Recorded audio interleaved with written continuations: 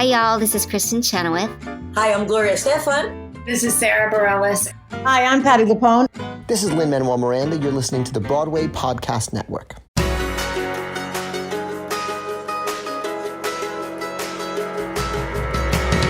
Welcome back to the Theater Podcast. I'm your host, Alan Seals, and these are intimate, personal conversations with the industry's biggest names. And today we have two guests who live up to that. They are the industry's biggest names, as in they are the first in their kind to create the first museum dedicated exclusively to Broadway, appropriately named the Museum of Broadway. They have such a wonderful friendship and long-standing background together, working together in various like immersive events and audience experiences. That's the best way to call it. It's like when you walk into a place like I use the metaphor of Disney World, of when you're waiting in line. Disney does such a good job of creating the atmosphere, putting you in the world of the ride you're about to experience. And that's what the two of them together in their various roles outside of Museum of Broadway they do. And to hear their background, the story, how they put it all together is just, it's fascinating. It's something a little bit different. But now taking that love, that expertise, and applying it to the Broadway space, they've created not only a museum, which Broadway desperately needs to document everything and educate, but also the way they present it. It's moving from room to room. You're moving from era to era, from set to set, from... I can't explain it. It's just phenomenal, and I cannot wait to share this with you. You've got to go to the museum next time you're in New York. It's right there in the heart of Times Square. So like I always say, find me online, Instagram, Twitter, TikTok, Facebook. Leave a rating, leave a review. Tell a friend. That's how this podcast will grow and how we can continue to make such amazing episodes like this. And now everybody, please enjoy this episode with Julie Boardman and Diane Nicoletti. Here you go. 1, 2, 3.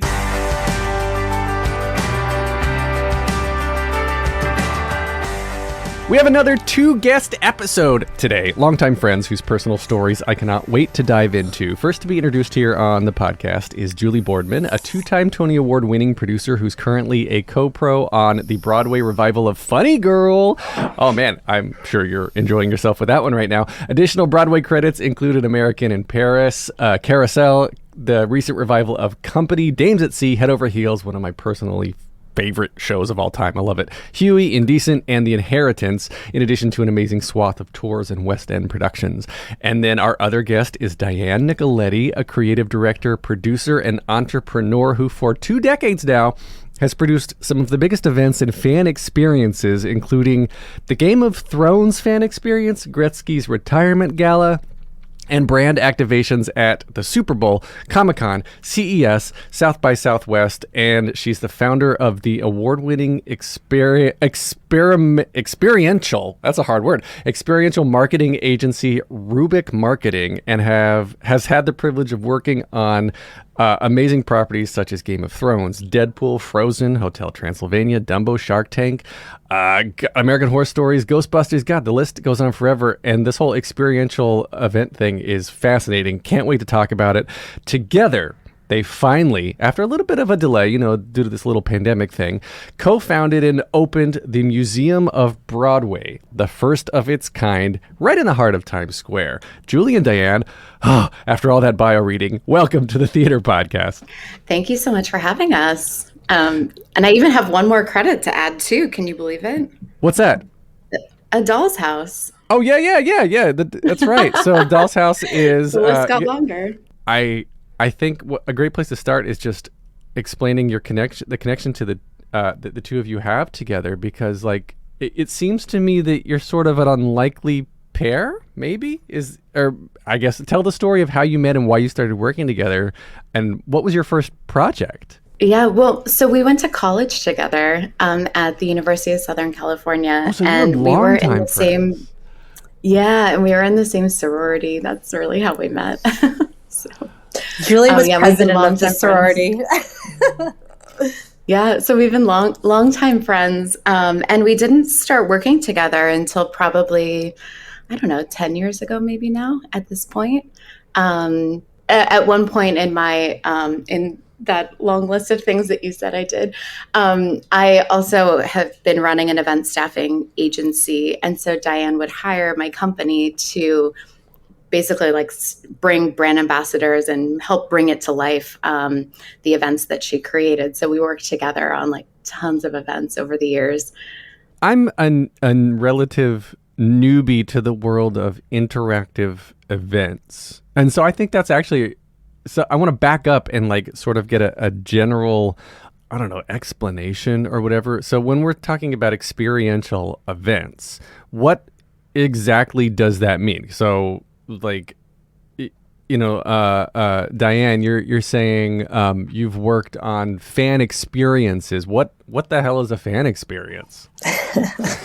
Well, when you think of like how films and TV shows and brands like promote, obviously there's like the traditional advertising where it's a commercial spot or you'll see like a print ad or things like that. And I don't know, it probably about like 15, 20 years ago, I would say, like a lot of these brands started creating these experiential promotions where you start actually getting into the world of the brand. So people wanted to like touch and feel and experience that, especially when it was something related to a show that they really liked or a film that they really wanted to embrace.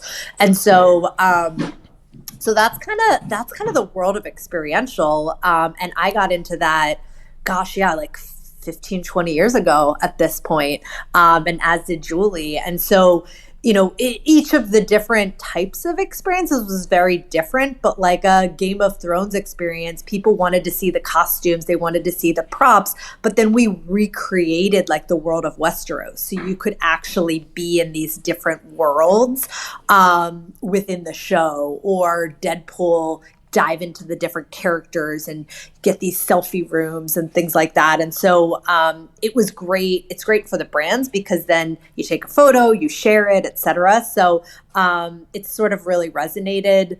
And that's a big part of when we started brainstorming about the museum, how we wanted to approach the museum. So versus it being a flatter experience, we wanted to make sure that it was going to be something you could really immerse yourself into. That's interesting because when I think about the actual logistics that go into building the set, building these experiences, right? What's the difference between hiring an actual set designer and a movie, anyone who's going to build a set, like the person whoever built the set for Game of Thrones, did you reach out to them and you're like, we need something that doesn't cost $53.2 million that's going to last 2 months in Times Square? Like, how does the production side of it work? Because this to me is fascinating that you wouldn't just hire the same people. Or do you hire the same people? Well, no, I mean, we usually don't, but we take a lot of direction from the scenic designers. So if we're working with HBO, they obviously have the rights to their full, the full IP, if you will. And so from that standpoint, we get a lot of like mood boards and maybe blueprints and things like that to help like recreate it, but in bite-sized form. So we can't create this gigantic world because that would take over a good majority of not even Times Square, like of a section of New York. And you just can't really have that size of an experience, right? So you create these like smaller versions of it. And a lot of the people that work on the shows go from gig to gig to gig. So they actually can't really, stop and do something from an experiential standpoint. So there's all these great fabricators and designers that I've worked with over the years. And many of them actually worked on the Museum of Broadway too. So Square Design out of Brooklyn created a lot of these different worlds and then worked on the Museum of Broadway with us. So when you're saying fabricators, you're saying people or companies who take like a drawing or a model, a scale model, and like have to figure out how to build it as a one-time thing. It's not a mass-produced entity, right? Yeah. So kind of our process was first we had the concept, if you will, and this was very much what we would do with our clients and brands as well. Is that you have the concept. What is that experience going to be? Then we work with one of our designers, and whether that be an outside designer, or whether that be an internal designer, but they actually create renderings. So 3D renderings of what the look and feel will be of that room or that space. And then from there, we kind of took it to the fabricators to understand how they would build it. And then once it goes to the fabricator, they create shop drawings.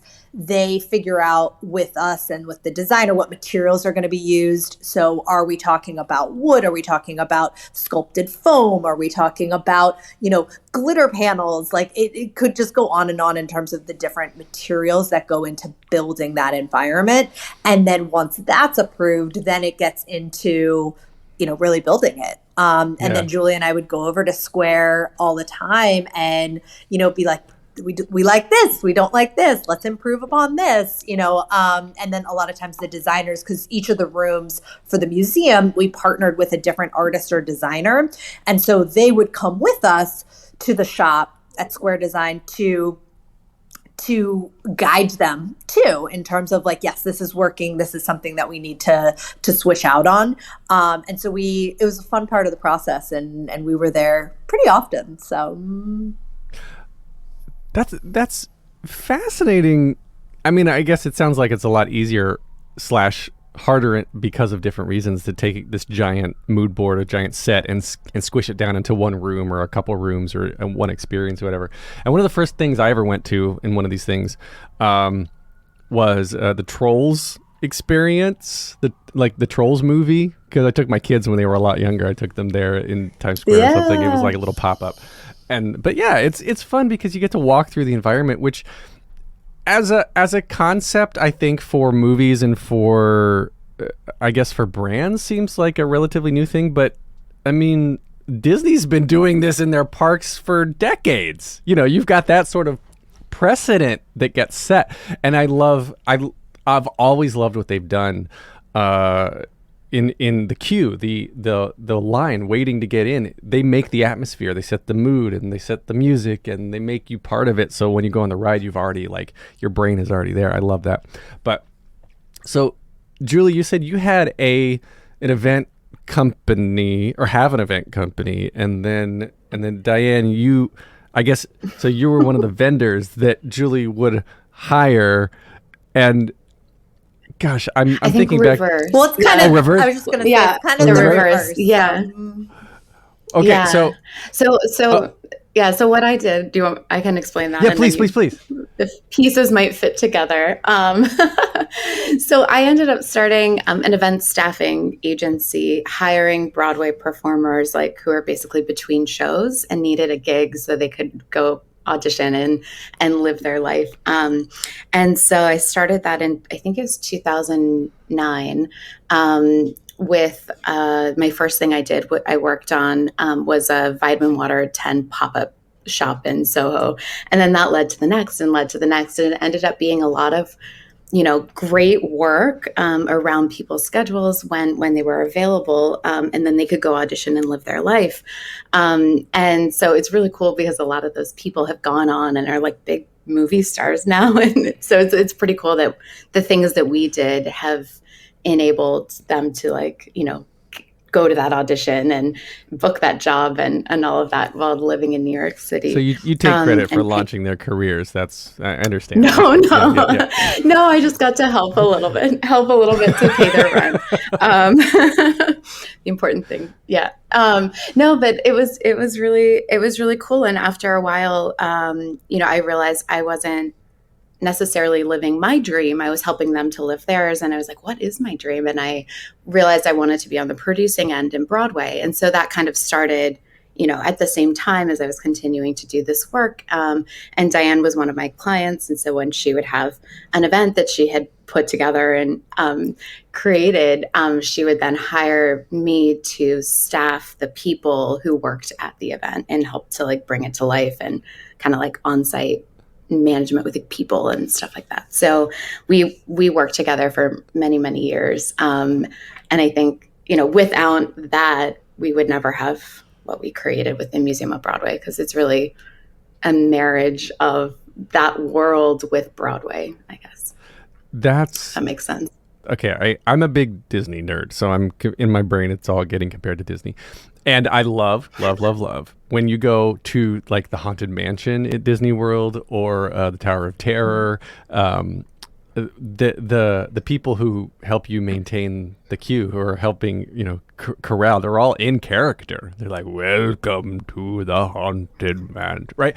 That takes acting. That's an actor. So it makes total sense now how the two of you have started working together and why you start hiring Broadway actors, because why not?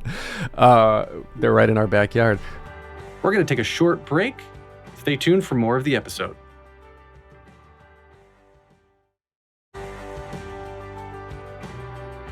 Back up, I guess, for both of you. And Julie, I'll start with you. Like, where did your love for theater even come from? Why theater in the first place? When I was 5, I went to, my parents tried me out in softball and soccer and the things that, every child I think does. And my neighbor across the street was doing a children's theater production of Annie. And so we just went to go see it. And I turned to my mom and I said, that's what I want to do. And literally then I was in the next show that children's theater produced, which was The Sound of Music. And I was a goat in the Lonely Goat Herd. So really, really big, cool things in my past. But no, I have always had from that moment, I guess, a love of theater and performing and singing, dancing, acting. That became my entire life. And in college, after I graduated at USC, I ended up majoring in music industry and working at a record label when I first moved to New York. But my passion has always been Broadway and theater. And so I went with my roommate on an audition for 42nd Street and I booked the national tour. And I was like, oh, crazy. And so I quit my job and I went on tour. And then when I came back, I did the agent thing. I got an agent. I worked in a restaurant. I had all these friends from auditioning and randomly fell into being a promotional model, brand ambassador myself, and then started this company and then all the rest of the story that you heard before. So theater has been my whole life. Kids, would listen to cool things like top hits on the radio or whatever, and I would be in the car listening to Broadway show tunes because that was the thing I loved the most. Yeah, me too. me too. Yeah. So I know Diane, every word to everything. Oh, as you should. There's no judgment. This is a safe space. We are the theater podcast, so you can nerd out as much as you want. Yeah. Diane, where did your love for performing? And I mean, creating these events, you're creating an atmosphere, which, so I'll let you tell your story. Where did this all come in? Yeah.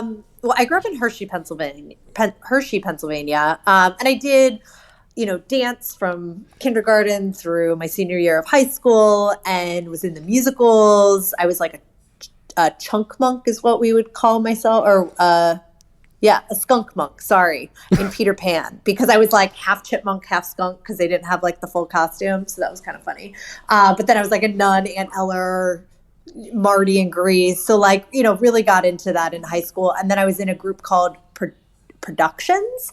And so that actually, we put on the musical, we put on Homecoming, we put on the Prom, et cetera. And so that's one of the first places where I really started doing events, if you will. And then all my internships in college, working at Staples Center and Staples Center Foundation, got to do a lot with the Lakers and the Kings and such. And then I went into, doing Super Bowl activations and then eventually just started my own agency. And so really sort of snowballed from there. But I've always been a fan. I've never, outside of the high school performance, which I want to say I don't count, but a little bit, I never professionally pursued it. I just always was a fan and loved coming to New York and seeing Broadway shows. And so, one of the rooms that we have is the Phantom of the Opera room. And when I took my brother around, that was the first show that we ever saw on Broadway. And we both got so emotional, being in the room and reminiscing about our first time going to see a Broadway show. So yeah, so a little different than Julie, but still a fan of Broadway. No, it's. I was hoping that you said exactly what you said, which was, I just decided to do my own thing. And it seems like both of you at some point were just like, well, I'm just going to create my own work, because for whatever the reason, like, Diane, you're saying, I just started my own agency. There's reason behind why you started your own agency, I'm sure. And then like Julie, you quit your job, went on tour, came back, and then started your own company. And I just love how, I guess, it makes the most sense. You guys knew each other since college and have worked together, and you seem like a similar mindset of just, well, if it doesn't exist, let's just go create it, which I think is a lovely transition to get to dive into the Museum of Broadway, because like when I first heard about it, it was like, oh yeah, why isn't there a Museum of Broadway? There's an ice cream museum, there's a spy museum, there's a sex museum. Like, New York has every kind of museum, and people come to New York for Broadway. Why is there not a Broadway museum? So can you tell the story of, like, the late night drinking session where you were like, oh, let's just make a museum and make our lives even harder? How did that come about? Oh my gosh. I was just going to say, you're not totally far off. I don't know if we were totally slurring at that point, but like we definitely we had wine, and it was Julie's idea. And she came up to me and she was just like, yeah, someone was telling me about, like, or why they asked the question of, like, why is there not a museum dedicated to Broadway? And Julie stopped and was like, yeah, I guess there isn't one. And then when she shared that with me, I was like, oh my gosh, that's brilliant. Like, why isn't there one? That's ridiculous. And so then we just started, it took a little bit, but then we just started whiteboarding and coming up with how we would approach it. Probably not even really realistically thinking we were going to be able to do it or pursue it, but just for fun, like brainstorming. And then it started getting real, and it resonated with folks. And, Julie had the smart idea of taking it around on, like, sort of a goodwill tour within the Broadway community to just make sure people had a sense of it, felt comfortable with the way we were approaching it and everything, before we got too far down the rabbit hole. And then it was just sort of step by step along the way, building the team out, building the creative concept out, so on and so forth. I guess for those who don't know, it's a self-guided museum where it takes an average of like an hour and a half, right, to walk end to end for most people. And, well, I guess, yeah, describe the highlights for those who don't know, because I know that it celebrates the game changers of Broadway, which to me, one of my standard closing questions that I will ask you too, and spoiler, so I normally don't give you this much advance notice, but I ask at the end, like, what's one show, if you could see for the rest of you can only see one show for the rest of your life, you can see it over and over again, what would it be? Don't answer it yet, we'll get at the end. But my answer is Rent, because it's one of those shows that just changed the game. It made it accessible. And we have, and like every show that you think back on that have been like, oh, this is something that changed the format, that made theater open to a new demographic, a new group of people, a new generation of people. You've got a step along the journey in the museum to celebrate it, and in these rooms. So you've got like Rent and Oklahoma and Phantom. You got the like these costumes, and the original costumes in some cases, or replicas of these amazing things. And I guess when you were storyboarding it all out, why decide on this format? Why not just have like an art museum of sorts of like, here's a bunch of props and here's a bunch of costumes? Why do the immersive side of it? And then the other is, how did you narrow this down?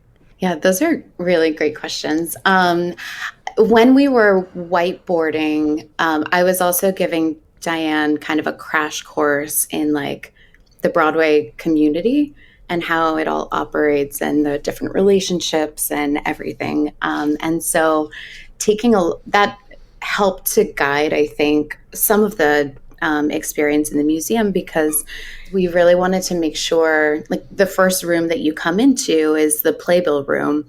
And it's every single theater, 41 of them, organized alphabetically by theater, and everyone gets the exact same amount of space, whether you're a super long running show like Phantom of the Opera or The Lion King, or you're a limited run of a play, or, we wanted to make sure that people got to see how much theater is going on in New York every single night, because a lot of people, when they come to New York, they know those bigger titles, but they don't realize all the diversity of offerings of shows. And so you start there, and it is very like Switzerland, if you will. And then you go. And then you go into, you walk through this door that says, let's start at the very beginning. And you go into the map room. That's what we call it. But it's the history of the theaters in New York City. So they started in the financial district. And then how did Times Square and Broadway become what they are? And it's just a really fascinating story that Diane and I thought was interesting. And so we wanted to dedicate a room to that so people could get a sense and understand that. So when you're in there, it's about a 4-minute video, and that story comes to life before your eyes. And Julie James does the voiceover, Jen Tepper curated the content, and it's basically all about the buildings.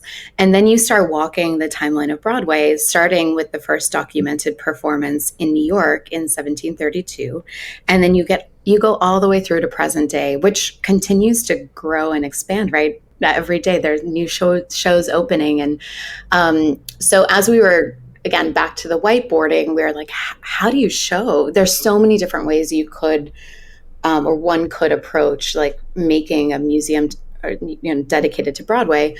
There's so many plays and musicals and people and these, groundbreaking moments. And then that was sort of like a bit of an aha moment, I guess, when we figured that out. We were like, oh, well, what if you, people in general can agree that rent, was a major shift, right, in the theater that was shown, or Oklahoma in its moment.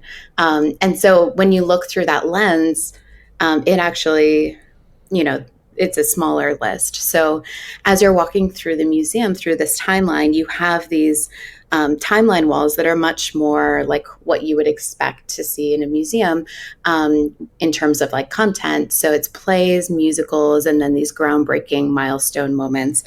Ben West was our timeline curator there, and you'll see, things that represent the different shows. So maybe like a handwritten lyric sheet, or maybe a photo. It may be, all sorts of different things to represent the shows or the people, these like moments. And then you get to an exhibit designed by either a Broadway scenic designer or an artist from outside of Broadway who, we had kind of the seed of the idea, if you will, and then, found artists or designers to match that. And then they obviously took it kind of to the next level. And so the room comes to life around you, and you're like immersed in the Ziegfeld Follies. And then in Showboat, it's a paper artist. And then in Oklahoma, you're walking through a cornfield. And in West Side Story, you're in Doc's drugstore. So each is, has its own spin. And then, Diane mentioned earlier, Game of Thrones owns all their IP. We actually had to go to all of the estates and authors to get permission in order to do the exhibits around the shows and work with them, as we were going as well. And so you end up getting all the way to present day. And then you knock on a stage door and you go backstage into how do you make a Broadway show, and what are all the different jobs that you could have. And I think people know, to be an actor, but they don't realize, how many jobs it takes, or, they might know that there's a costume designer, but like all the artisans behind that person. So, and we wanted to kind of expose that, and worked with David Rockwell and his team to put that together. And that was just like an important thing as we were going through, is just showing people a little bit behind the curtain. And hopefully it helps people to experience Broadway a bit differently when they go to see the next show. They look at it, and instead of just loving the show, they're they have a deeper appreciation, I think. And then we have a special exhibit, which rotates. And then you exit through the gift shop. You also enter through the gift shop, and it's open to the public, whether they come to the museum or not.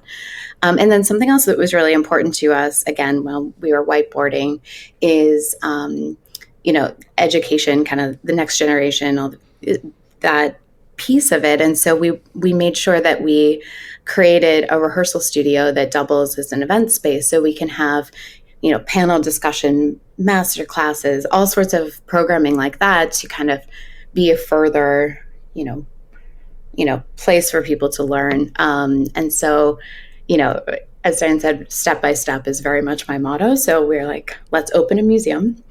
And then now it's running. And then now we'll start to expand the programming that we offer in that space, which is really exciting. And it's, the museum is the community kind of coming together to make this happen, because it hasn't existed before. And so, we say it's like, by the community and all the things, because it's really a lot of people, coming together to make this possible. So yeah, and to have a place that celebrates Broadway in the middle of Times Square, it does seem really obvious. So right. I think Diane and I are a little bit like humbled and just really grateful that we were the ones to be able to help make this happen and put our spin on it from our past, experience in all the fan activations and promotional events and things like that. So we tried to make something that we thought people would like. And even up until we opened, we were like, we hope people like this. And then it turns out they do. We're going to take a short break. Stay tuned for more of the episode.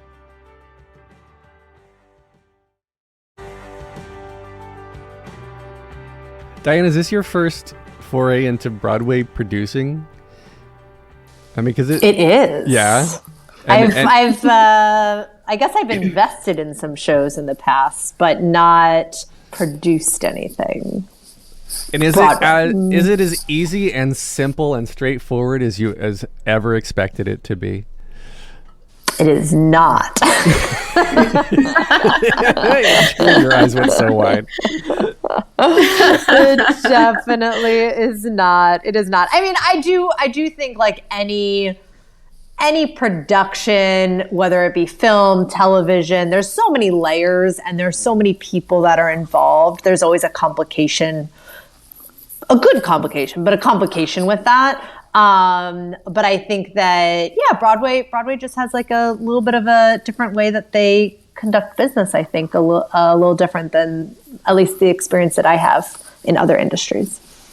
Oh, it's kind of insane how complicated it is, and I don't quite understand why this is. But it feels like to me that Broadway is sort of the last, not maybe the last, but one of the final to adopt new technology or to embrace kind of new things, because they want to keep doing what works, right? Because it's a proven entity. So was that for the two of you breaking into this space in, like, you're introducing a museum into a typically theatrical performance-based medium?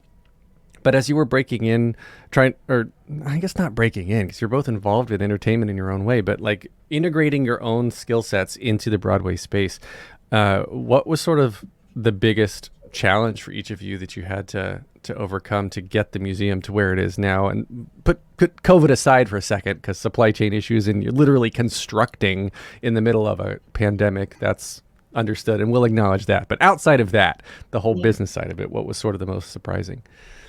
Yeah, I want to touch on one thing you said, just of like Broadway being a little bit, behind the curve.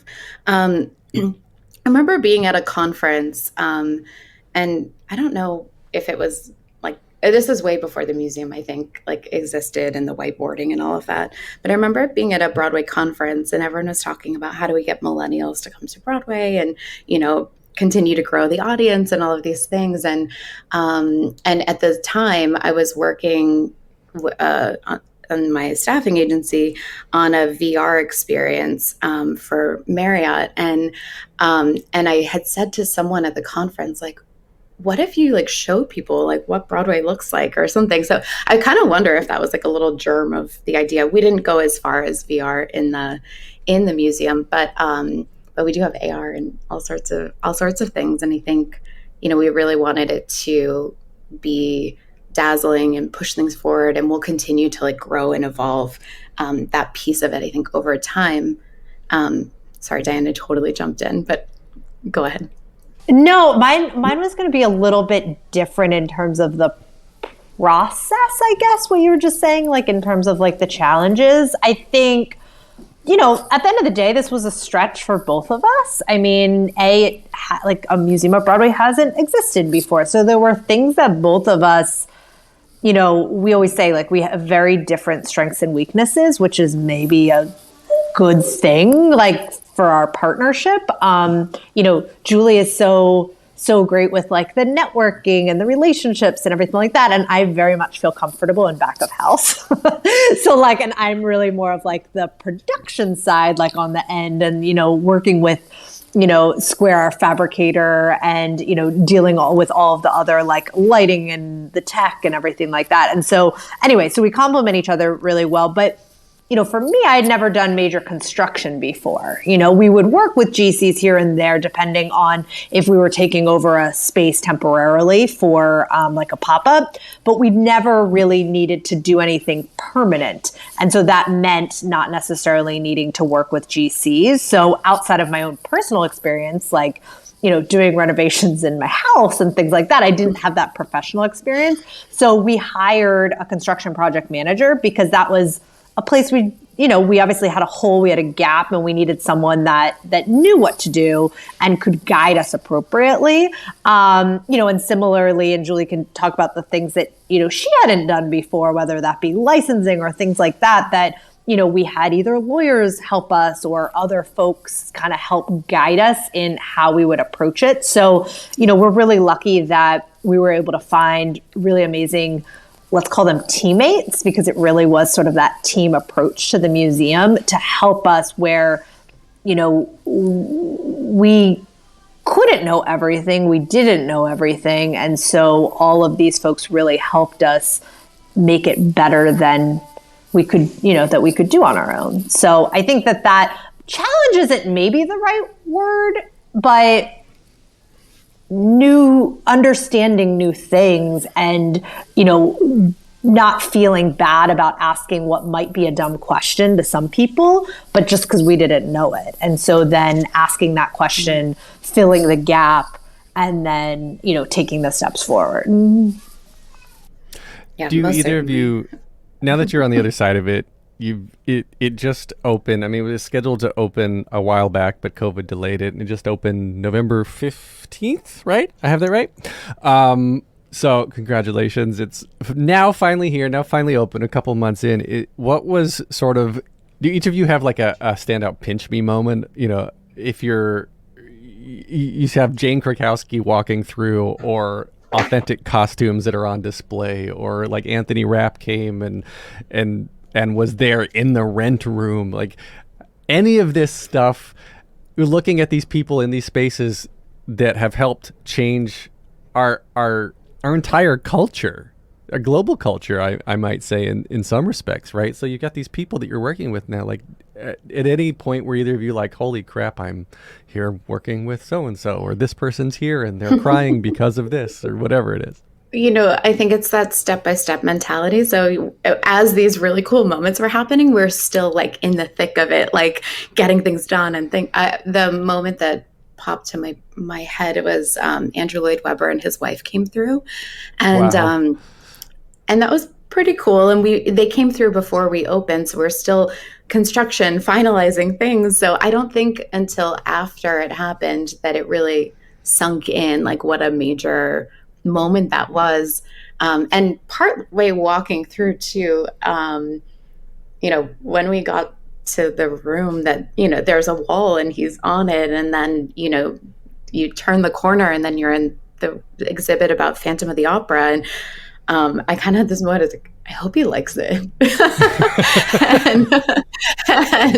and they did. And, at the end, I think he used the word brilliant of like talking about what we had created. And it was just, it was a pretty mind-blowing moment. But I don't think it sunk in until a bit later, because in the moment we just had so many things happening, and we were, getting to the finish line, and we were going to open on time, and all the pieces that were happening.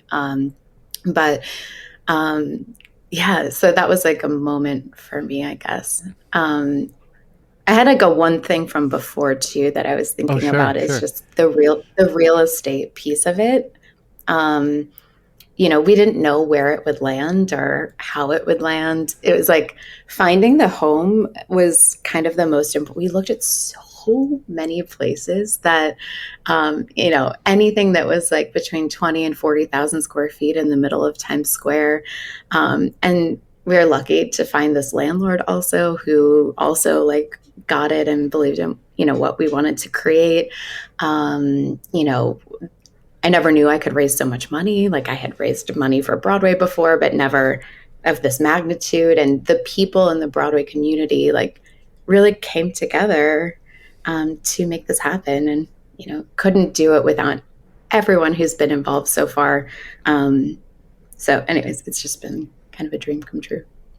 I think also just the reception, like Julie said, we were hoping that people were going to really like it, but until you get people in the door, like you don't really know. And so from that standpoint, that was really good, in terms of that feeling. Pretty much every single review's been good, or really good, I should say, in terms of, being very complimentary about like the thoughtfulness that went into designing the museum. So that definitely feels good. Tim Rice came early on, and he's just a lovely gentleman, and he was complimenting us and saying how much, you guys have impacted like the culture and, the art form and everything. And that never felt like that was going to be part of this, right? It's like we were doing the thing.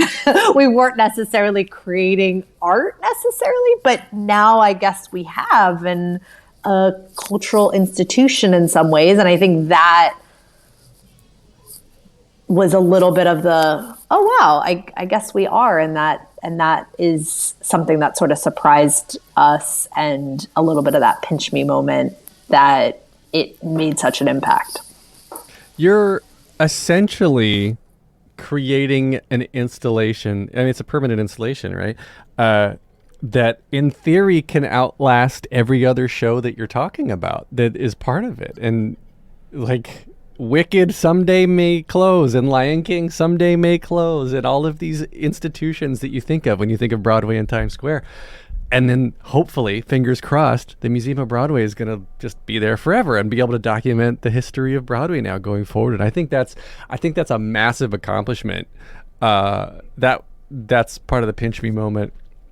I think that I would take away from all of this is that it's helping to create something that's literally going to help record history and on an open-ended basis. And because you can change as the industry changes, you're still documenting the industry, but you just continue and continue. I think it's just brilliant. So congratulations on opening and getting there and raising so much money. I know it was the business side, the producing side of Broadway is quite an interesting thing that a lot of people don't know about. They just want to show up and dance around and don't realize, like you said, the amount of staff and jobs and talent it takes.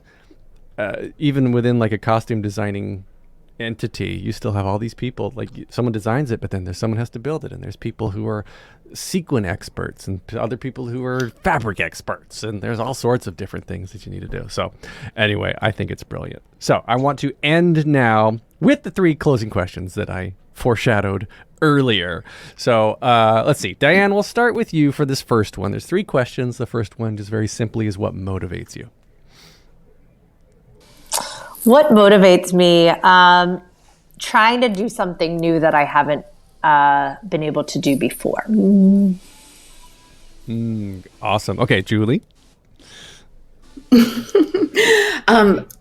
Actually, probably the same thing. I think that's a commonality that we have. Like, it's finding that next challenge, and perhaps it's disruptive. I think that's like a theme in my life. I try to just, shake things up a little bit. But yeah, and the challenge and just trying to figure it out. And there's like that quote about if it was easy, everyone would do it. I think we've sent that back and forth to each other over time, just to keep motivating each other as we went through this, quite lengthy process to open it. And someone said, you had the baby and now it's an infant and soon it will be a toddler. And, so it's been a really fun process working on this. All right. So then, Julie, you'll start this next question then. This is the question. If you could only see one show for the... Oh, sorry. No. That's the last one. Oh, I'm skipping ahead. Okay. So now... sorry, Julie. Second question. What advice would you give to your younger self and younger people listening now starting out down a similar path? Not to listen when people say no, and kind of to forge your own path and kind of realize that, because I think when you're younger, like out of college, it's like expected that you're supposed to intern and then you're the assistant and then you're the associate and you kind of like work your way up in a company. That was never my path. My path has been kind of all over the place. But, it's gotten to me to where I am today, which, will continue to grow and evolve too. So I think, I think just, if you believe in something, going after it, with your whole heart and just the determination, I guess, with the passion and knowing, again, that step-by-step motto, it's very helpful. Just, one step after the next, and you can do it too. Diane? It's a tough one because I think it's important to have experience. I think it's important to get yourself financially sound to take then the risks to do these bigger things, but it's not everything. So it's trying to have, especially when you're really young, having that balance of being able to, either have a steady job or have a steady income. That could be waiting, that could be bartending, that could be, a myriad of different things, but, having a control on that, because that's really important. Not everyone, is able to, they have to work, right? And so I think that's like an important thing to remember, but then also to take those little challenges. So, early on, I was really scared about, starting out on my own. And I had a dad that, worked for 30 years at Hershey Foods. And, that was sort of the path that you go on. And so I didn't necessarily have, adult role models to take those risks. And so it was very scary. But then once I did, it opened up like a whole myriad of different things and experiences that I wouldn't have been able to get if I would have just stayed on one path at a job. So, but it's also not for everyone. I think sometimes, entrepreneurship is really glorified, and it really isn't for everyone. And so if you have a certain lifestyle or path in mind, like, again, maybe it's more of a pet project than a full project, because it takes a lot out of you. Gotcha. That's very wow. true. Yeah. All right. So then, Diane, this is the question. If you could only see one show for the rest of your life, but you can see it as many times as you want, what would you see? Such a good one. I don't know. I actually listen to the Phantom of the Opera soundtrack like all the time. So I don't know. I guess probably that one. And then, and also too, because it was my first show. So I have the great memories from that. So I'm going to pick Phantom. It's probably cliche, but I like it. Cool. Julie, what's yours? I really like your Rent answer, but so if I can pick two, that would be one of them. But if I can only pick one, actually I think An American in Paris, I I've was a co-producer on it. It was the first show I was part of on Broadway, and I'm sure I saw the show over 75, 80, I don't know how many times, and I could continue seeing it, and many, many, many more times, just because the artistry on the stage was really incredible, and just I don't know. Yeah, I really love that show. So absolutely love it. Yeah, it was a good show. So how can we connect with the two of you on social media? And of course, the Museum of Broadway. Plug all your socials. So the museum social is at Museum of Broadway. So we'd love for people to come check us out there and kind of see all the things that are happening at the museum. And then I guess my personal one is Miss Julie Boardman. I've never shared that publicly before, but well, you don't have to. We can we can leave it out if you want. No, it's fine. I have 4 kids, so I keep mine private. So true. All right. So I'll refrain from sharing mine. Very, very, very fair. I've always go back and forth of how much do I want to share about my kids? But yeah, I get it. And 4 kids, congratulations, because doing that and starting a museum, wow, that's impressive in and of itself. Yeah, she's Superwoman, basically. I don't know how she does it. I don't know how she does it. I have a dog. I don't know how. It's very impressive. There's 2 home today, so sorry if there was some background noise. There's some sicknesses going around. So. Yeah, it's happening. It's happening this time of year. You can get more amazing episodes like this on thetheaterpodcast.com. I'm on socials at theater_podcast. Leave a rating and review wherever you're listening. Thank you to Jukebox the Ghost for the intro and outro music. And Julie and Diane, thank you so much. I really enjoyed this. I knew about you and I knew about the museum, obviously, and diving into your histories has been really, really cool. So thank you for sharing. Thanks for having us. Thank you so much. Take a deep breath, make the world a little colorful.